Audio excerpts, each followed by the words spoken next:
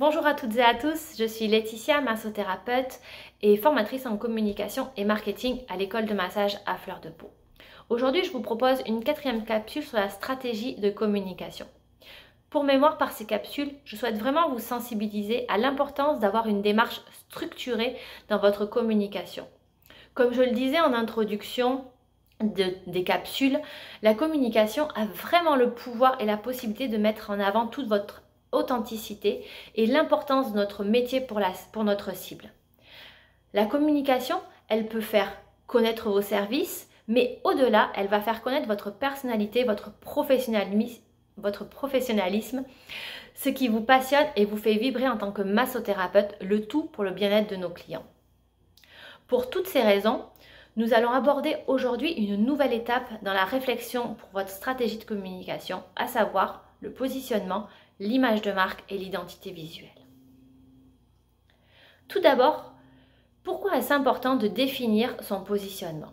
Le positionnement, c'est quoi? C'est le fil conducteur de la stratégie de communication que vous mettez en place. Il permet à vos clients potentiels d'associer vos services à des attributs spécifiques et donc de vous différencier de la concurrence. Chaque thérapeute ou entreprise, d'une manière plus générale, détient sa propre identité et évolue dans un univers spécifique que l'on appelle le marché. Le positionnement définit l'image de votre entreprise au sein d'un marché.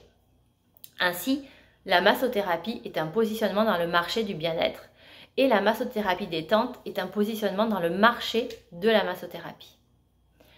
Définir son positionnement peut être à la fois simple et complexe.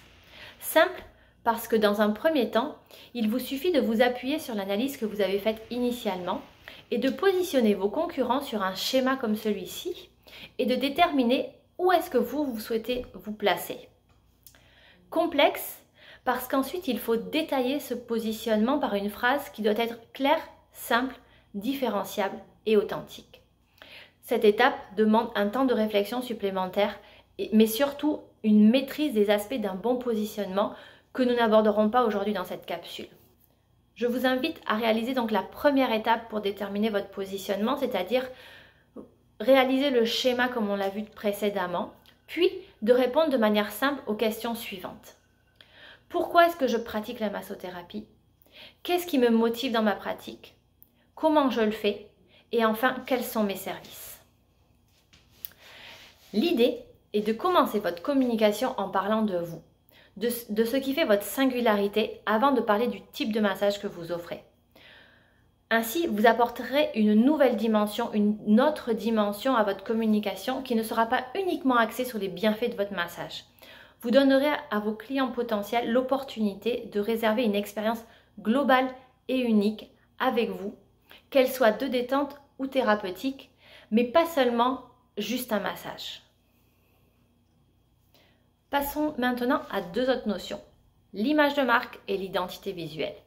Qu'est-ce que c'est? Les réflexions sur votre positionnement doivent ensuite vous amener à deux autres interrogations. Quelle est mon image de marque et quelle est mon identité visuelle? L'image de marque communique votre message global, vos valeurs et votre promesse. Pas au sens général, pas au sens thérapeutique du terme. Donc, l'image de marque, elle va communiquer votre message, vos valeurs, votre promesse à travers tout ce qui est visuel. Plus concrètement, l'image de marque correspond au sentiment qu'évoque votre entreprise chez une personne. Ce qu'elle attend de vous en se basant sur des éléments à la fois objectifs, matériels, c'est-à-dire le prix, la qualité du service, l'environnement, mais aussi immatériels et donc subjectifs. Ça va être la réputation ou les références. L'image de marque, c'est vraiment un jugement de valeur qui est porté sur votre entreprise. C'est ce qui vous distingue de vos concurrents. Elle peut se définir en 3 niveaux. L'image perçue, c'est la manière dont le public cible vous voit et vous perçoit. C'est votre réputation. L'image vraie, c'est l'image telle que vous la percevez, telle qu'elle est perçue au sein de votre entreprise si vous avez des employés. Enfin, l'image voulue, c'est comment, à partir de votre positionnement, vous souhaitez être perçu par votre cible. L'image de marque, c'est donc ce qui est dit de votre entreprise versus l'image que vous souhaitez véhiculer.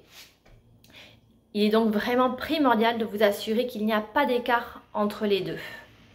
Par exemple, si vous souhaitez que l'on perçoive vos services comme axés avant tout sur la détente et que l'on parle de vos massages essentiellement pour leurs bienfaits thérapeutiques, pour le soulagement des tensions lombaires par exemple, l'image que vous projetterez n'est pas celle que vous aimeriez. Cela n'affecte pas la qualité de vos services, vous n'êtes juste pas sur la même cible, le même message et le même positionnement. Il y a donc un risque d'insatisfaction pour les clients potentiels.